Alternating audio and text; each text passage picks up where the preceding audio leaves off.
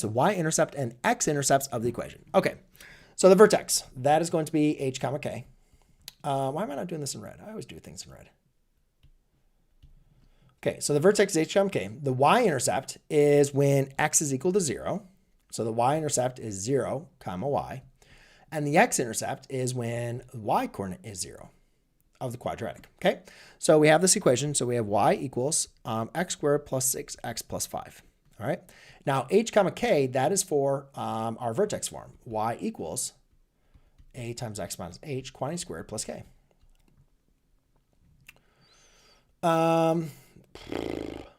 Okay. So we need to find this in vertex form. Now, you could do this in standard form.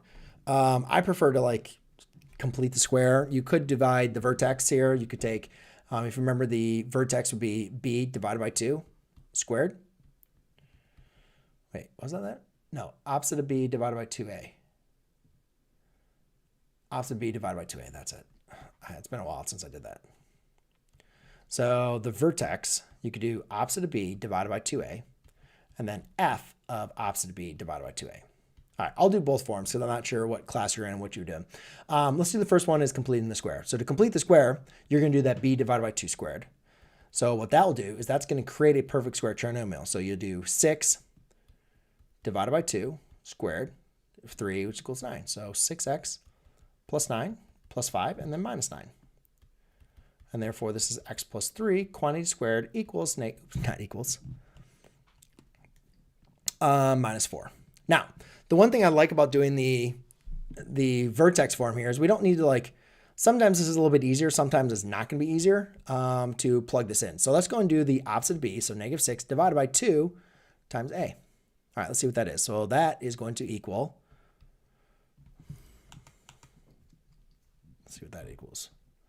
So this is going to be our axis of symmetry, which our x-coordinate is on, which is going to equal a negative 3, which from vertex form we could see is correct. And then if I did, let's do y sub negative 3. Let's change that to y instead of f. We're not dealing function notation here. So if I do y sub negative 3, that's going to be negative 3 squared plus 6 times negative 3 plus 5.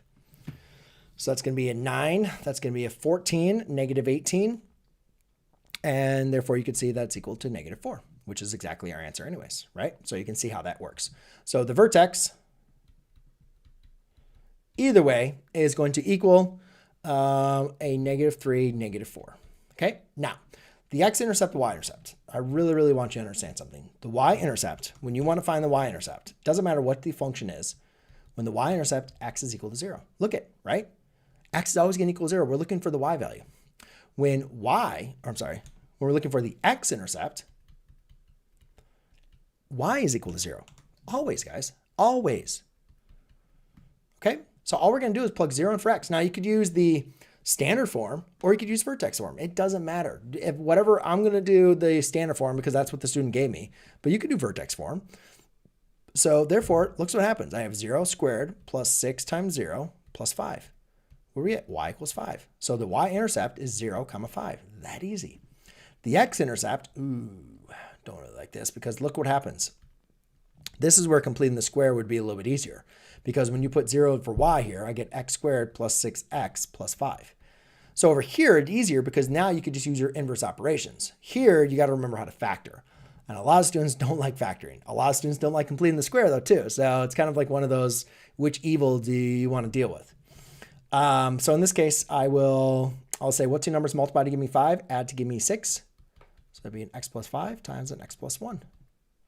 Okay, so x equals negative 5 and x equals negative 1. So we have two x-intercepts, which is perfectly fine.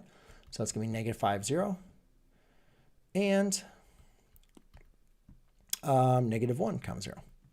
Okay.